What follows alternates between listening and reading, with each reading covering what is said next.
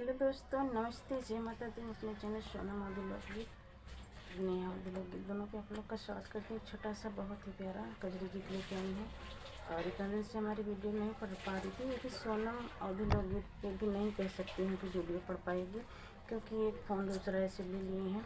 नेहा लोकगीत वाला channel login कर लिए हैं, तो उसी पे आज डाल रही हूँ। और मोबाइल ले लूँगी तो फिर सोनम वाले लोकगीत पर लाऊँगी। तो तब तक के लिए मैं क्षमा चाहती हूँ, क्योंकि मुझे भी पता है काम नहीं कर पा रही हूँ यूट्यूब पे। तो आप सब अपना आशीर्वाद प्यार दुलार बनाए रखिएगा। तो आज हमारा गाना पड़ेगा नेहा लोकगीत पे।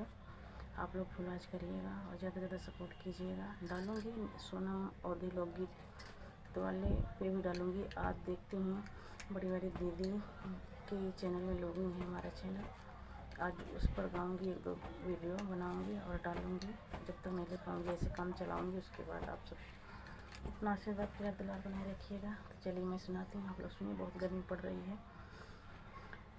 के का कजरी सुनाई मोरी सखियाँ, पिया परदेसवा छाए ना।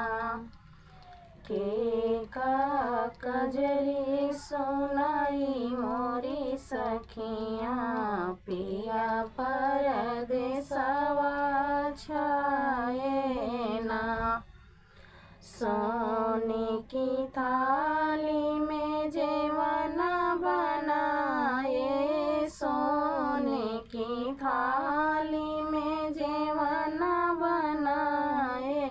जेवना के का जेवाई मोरी सखियाँ, पिया परदेसवा छाए ना।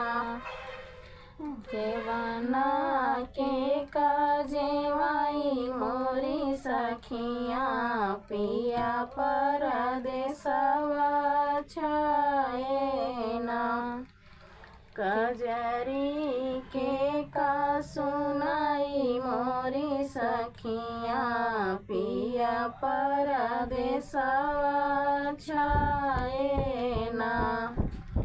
के का कजरी सुनाई मोरी सखियाँ, पिया परदेसवा छाए ना। झंझरे गेणुआ गंगा जल पानी, झंझरे गेणुआ गंगा जल पानी। गेरुआ के का घुटाई मोरी सखियाँ, पिया परदेसवा छाए ना। के का कजरी सुनाई मोरी सखियाँ, पिया परदेसवा छाए ना।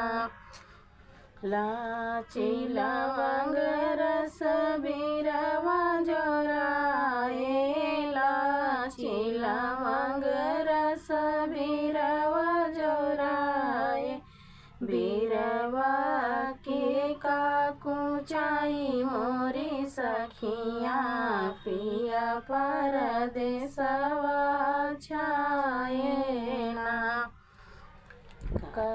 के का कजरी सुनाई मोरी सखियाँ, पिया परदेसवा छाए ना।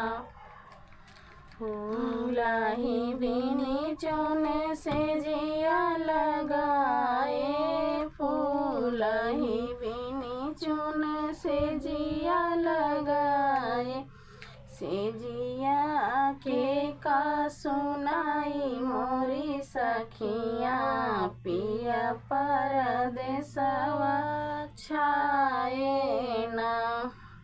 से जिया के का सुताई मोरी सखियाँ, पिया परदेसवा छाए ना। के का कजरी सुना